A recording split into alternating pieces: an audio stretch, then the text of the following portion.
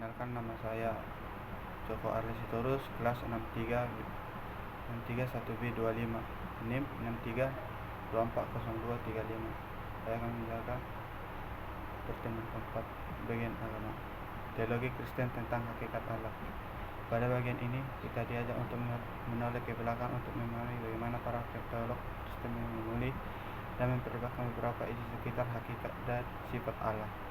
Tujuannya terutama untuk memahami bahwa isu-isu yang pada masa kini diperdebatkan itu bukanlah hal baru, dan memahami bagaimana para pendahulu mencoba memecahkan hal-hal yang sulit dan rumit.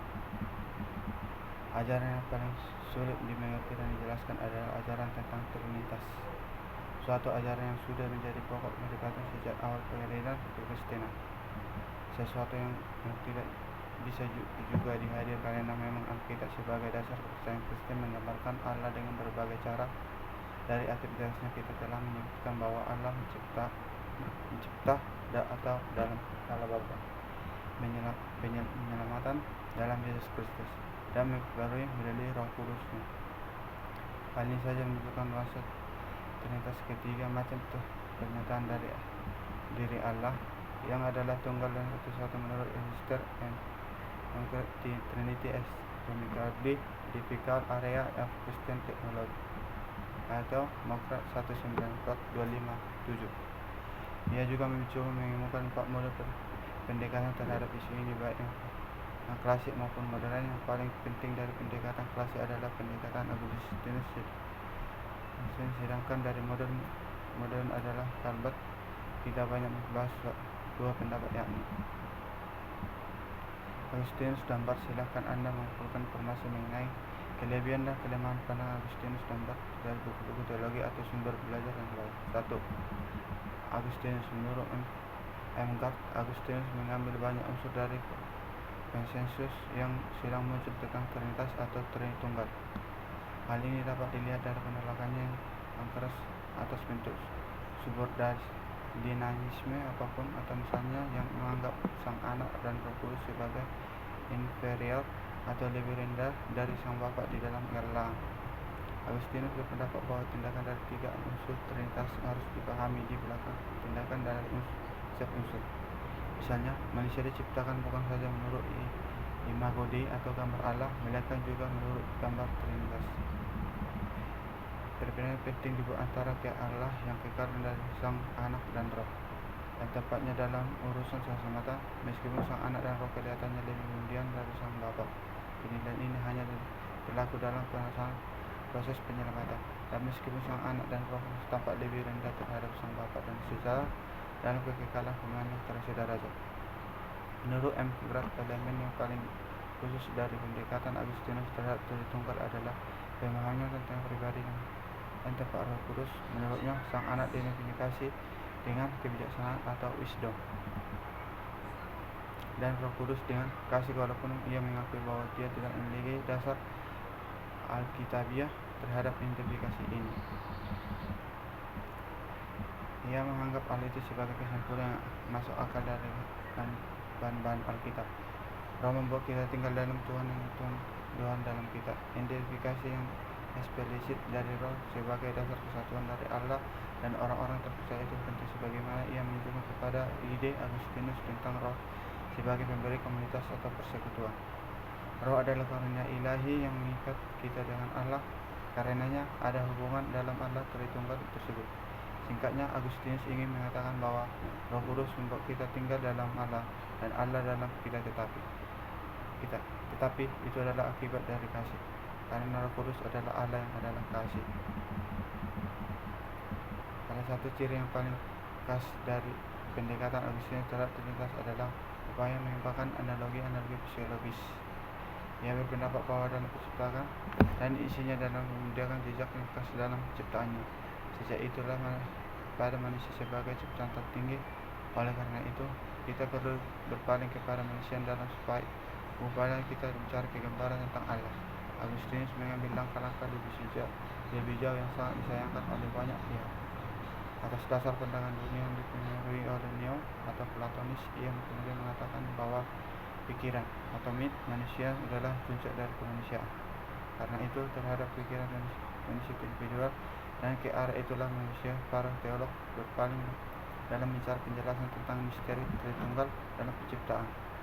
Individualisme yang diradikal dalam pendekatan ini digabungkan dengan intelektualisme yang nyata, berarti bahwa ia memilih jalan untuk menemukan tradisi dalam dunia mental individu daripada bisa dalam hubungan personal. 2. Abad. Kini kita beralih ke contoh yang moderna tentang penjelasan dari misteri Trinitas. Karpat mengemukakan pandangannya sebagai reaksi terhadap Revanus Scalius Marcer. Bagi Scalius Marcer, Trinitas adalah kata terakhir yang dapat diucapkan tentang Allah. Sedangkan bagi Barth justru Trinitas adalah kata-kata yang harus dibicarakan sebelum kita bicara tentang kenyataan sebagai suatu kemungkinan, atau Musgrat 1994 atau 261. Intisari dari pendapatan Barth bisa kita sajikan dengan hal lebih sederhana walaupun sulit dipahami. Kenyataan bahwa kenyataan tersebut membutuhkan suatu penjelasan. Bagi Barth, hal ini mengandung arti bahwa dalam manusia pasti proses penerimaan proses pernyataan dari awal sampai akhir dan dibawa kekuasaan Allah sebagai Tuhan. Jadi untuk terwujud pernyataan Allah harus mampu mengakibatkan pernyataan diri kepada manusia berdosa. Walaupun mereka berdosa, menurut Barth ada hubungan yang langsung antara yang menyatakan diri dan pernyataan itu. Jika Allah menyatakan diri sebagai Tuhan, Allah mestinya adalah Tuhan lebih dahulu dalam dirinya. Pernyataan menurut Barth adalah pengulangan atau reiteratio pada waktu tertentu tentang apa yang sesungguhnya sudah ada dalam kekekalan. Karena itu ada hubungan yang langsung antara dua hal berikut. Pertama, Allah menyatakan diri. Kedua, pernyataan diri sendiri dari Allah. Dalam teologi Trinitas, hal ini berarti Sang Bapa dinyatakan di dalam Sang Anak. Lalu bagaimana dengan Sang Roh Kudus? Disinilah kita berhadapan dengan aspek yang paling sulit di doktrin Barth tentang Trinitas atau Tritunggal. Ide tentang revealness atau hal yang dinyatakan. Terjemahan dari konsep revealness adalah sulit, mungkin harus menggunakan ilustrasi yang tidak dipakai oleh Barth sendiri. Konsep tidak bisa dijelaskan dengan contoh sebagai berikut. Bayangkanlah ada dua orang yang berjalan di luar Yerusalem pada sekitar tahun 30 AD atau sesudah Masehi. Mereka melihat tiga orang yang disalibkan, dan mereka berhenti sejenak untuk memandang ketiga orang itu. Orang pertama menunjuk kepada sang tersalib yang di tengah dan berkata, ada seorang pelaku kriminal yang sama yang disalibkan. Namun ada kedua orang menunjukkan kepada tersalib yang di tengah dan berkata, ada anak Allah yang rela mati untukku. Jadi yang mengatakan bahwa Yesus Kristus adalah pernyataan dari Allah yang tak ada artinya apa-apa pada dirinya sendiri. Harus ada secara dengan nama Yesus diakui sebagai pernyataan diri Allah. Pengakuan akan pernyataan sebagai pernyataan yang berbentuk ide revealness. Bagaimana pemahaman ini dicapai? Barth sangat jelas dalam hal ini.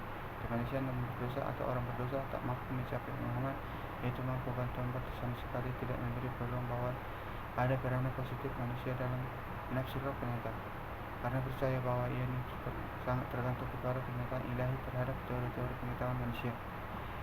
Interpretasi pernyataan sebagai pernyataan haruslah pada dirinya merupakan karya Allah, atau lebih akurat lagi adalah pekerjaan Roh Kudus. Manusia tidak mempunyai kemampuan pendengar firman Tuhan. Karena mendengarkan firman, mendengar kapasitas untuk mendengar adalah pemberian dari suatu tindakan oleh Roh Kudus.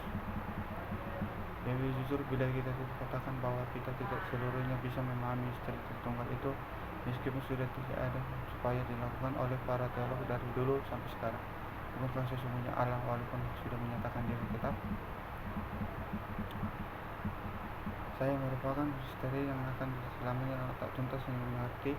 Bila ada orang percaya kepada Allah menyatakan diri dalam Yesus Kristus, menurut Barth hal itu karena menyatakan Allah karena sendiri melalui Roh Kudus. Karena apa dasarnya manusia itu berdosa tak mempunyai kemampuan untuk melakukan hal itu.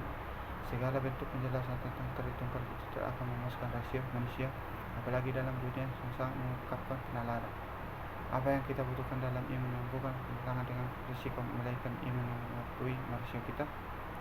Setiap orang bukan saja berkewajiban mengamini apa saja yang dipercaya, tetapi itu juga merupakan hak untuk menjelaskan apa yang dipercaya. Silakan Anda merumuskan dengan secara sendiri bagaimana ajaran Anda Tritunggal itu adalah mengerti.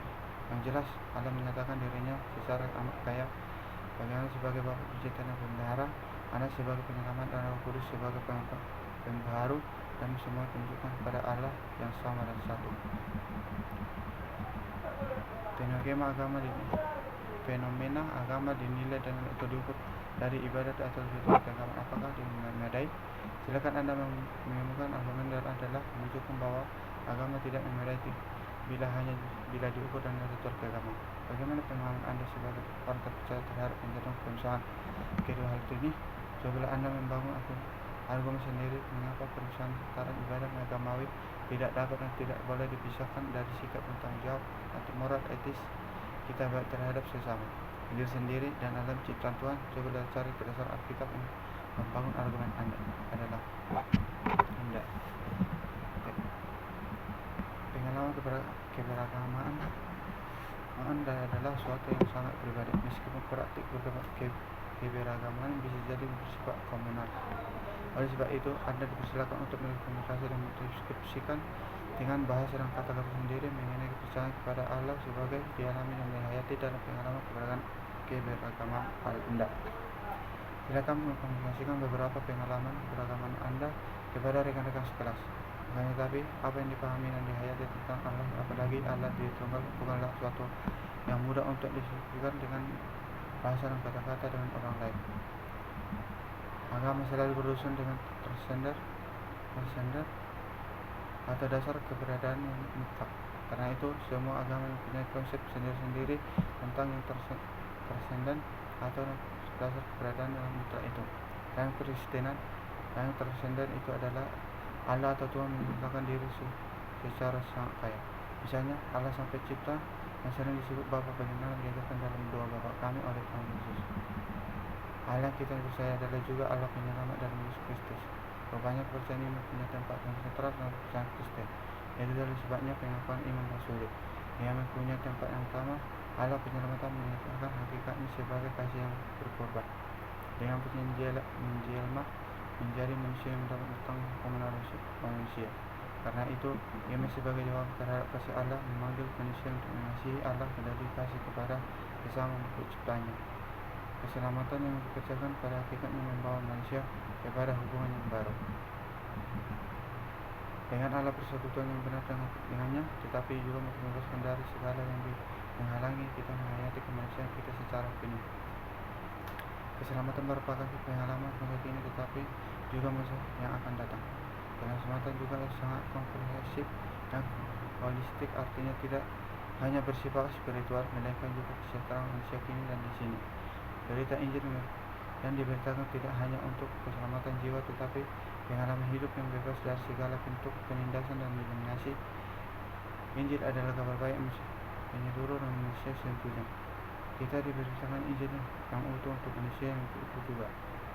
Kita menolak spiritualisasi keselamatan dalam arti bahwa keselamatan yang dikerjakan Kristus hanya terbatas pada keselamatan jiwa, maupun pengertian bahwa keselamatan adalah pengalaman nanti sebelum kematian.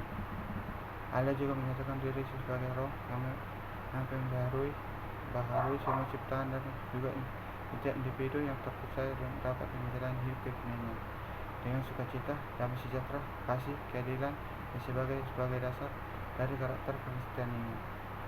Selain itu, janji untuk memperoleh semua ciptaan pada Tuhan pada suatu kali kelak menjadi dasar pengharapan yang merupakan daya penggerak sejarah untuk bekerja keras menunjukkan apa yang diharapkan kekinian meskipun tak secara sempurna.